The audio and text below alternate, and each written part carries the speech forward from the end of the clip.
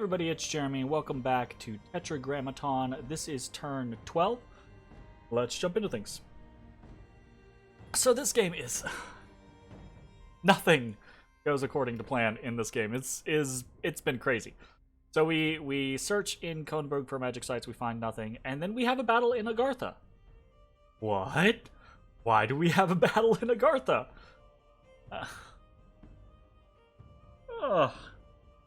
Apparently Agartha has decided to attack us. Okay. Alright, and this is... dangerous. Oh! All of those guys are blasted. Unfortunate. And now we have unfortunate luck where all our Musushus are actually getting blasted. Chain blasted, that's the real issue, obviously, right? So. This Mushushi gets bogged down by Cavern Guard, and they're strong. If we were blessed, this Mushusu would kill all of these Cavern Guard. If we were blessed, because the protection would be so high, and the regeneration would prevent it from basically really taking much damage. They hit hard, but they don't hit hard enough. Well, I say that. Probably. Okay. So, that's a dead Mushushu. We actually do get one Mushushu into the back line, but now it is getting chain spammed. Unfortunate. And when they unload, when they shotgun a single target, it actually hurts.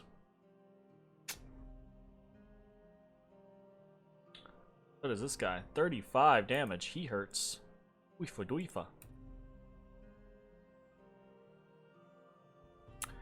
And honestly, that's pretty much it. Right? We get mind blasted down by an unexpected, very unexpected attack from Agartha. I don't think Agartha went AI. I just guess Agartha got tired of waiting for someone to kill them and decided to fight back, which is like, okay, if you were gonna fight, why do that from the very beginning? Why acquiesce? Why ask for people to come kill you? Why not just negotiate and be like, okay, well, I'm gonna be small, but I'm gonna be something, you know? And it's just personal preference. If this is what they want to do, it's what they want to do. So we lost in Agartha. Big time lost in Agartha. We lost 4 Mushushus, which is a problem. Holy crap, that's a problem. Losing any Mushushus is a bad time. Ideally, with expected expansion, what we would do is we'd lose no Mushushus, and then around turn 15, we would have 15 Mushushus to throw at someone in an early war. And 15 Mushushus with a hard skin, regeneration, magic weapons bless tends to kill most things, like, honestly. So, unfortunate that we lose 4, because we really don't have that many. Unexpected event has happened in Kunaral. Handful of gems has been found in the shards of a broken mirror, so we get 3 air gems. That's pretty nice. Patrolling troops have killed 1 filthy brigand in Greenwoods, and Nazar II, the Anunnaki of growth and rebirth, is now fully reformed. This is a good thing, but I'm sighing because if this had been 1 turn earlier, that would have been an entirely different scenario. Oh, goodness gracious. Okay, so we've got our god back, but we've been pushed off of Agartha's capital. What are we going to do? What's the plan? Well, it's turn 12. So this has been our first year of expansion. And that's why our god is back, by the way. Like, our god is back because of spring immortality. Instead of taking months to reform, it's just boom, we get him back in spring. This never fired. This was like 6 months. Oh, does it only? Oh, maybe that's what it is. Maybe sudden realization. I'm a dumbass, right? Why does it have both of these tags when this says Immortality Spring and this says Spring Immortality? Okay, so I'm gonna... Yep. That's my bad.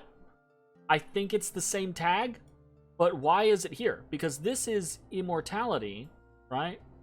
And it reforms. Does this immortality only work in the spring?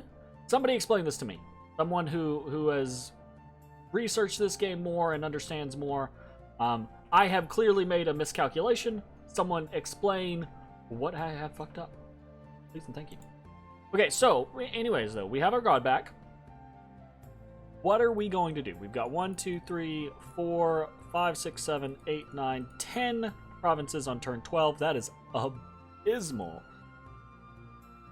But we have a god. We have a decent bless. Fever Fins is basically ours, so it's 11. Because we have established something, a treaty with Pangaea, we can kind of take it as at our leisure. It's also very weak, and it's probably cursed to shit and back because it's a swamp. So I'm not super enthusiastic about getting it in the first place, but we will pick it up. And then our last kind of like really avenue of expansion is down here. Aside from Agartha, we're gonna have to figure that out. Okay, so let's start with our southern expansion because it's a little more basic. So Kailasa we see down here in the Forest of Springs. We are moving this NC down with a 5 stack of Mushushus and a small army on hold and attack rear. We're going to do a Divine Blessing. This is going to be hold and attack closest. Divine Blessing, Barkskin, easy peasy. This should clear just about anything. If we bump here, I would feel relatively confident, but it does depend on what Kailasa is packing, so who knows, right? Next big plan, so we're going to hit Rim Mountains. From there, it kind of depends on what has happened that turn. It's possible Kailasa jumps into Troll Peaks. If Kailasa does, then we're going to have to start some negotiations and go from there. If that's the case, we'll probably take Wood of Many Paths. If not, if they haven't moved into Troll Peaks, we'll probably take Troll Peaks, because it's in this little pocket, and I'd like to take it and then move up and get White Peaks. So, thus kind of securing this little border section. Okay? Our City Palisades is going to be done in Koenberg next turn, so that is good. Meanwhile, we are moving our Gudus around for more site searching. Zapata's just going to be patrolling here. Our god is currently going to be on research. I considered throwing him at Fever Fens. There's the possibility that he gets cursed, though, and I really don't want to have to deal with that right now. And he is 41 research in and of himself. Our research has been pretty lacking because of our bad early start. So adding 41 research to the mix gets us 75 research, which means we actually can get up Alteration relatively quickly. If we get to Alteration 4 and we can spam Swarm, and we do have plenty of the ability to spam Swarm, that is actually going to help kind of protect us or assist us in an early war. Because whatever happens here, the next thing is definitely war, right?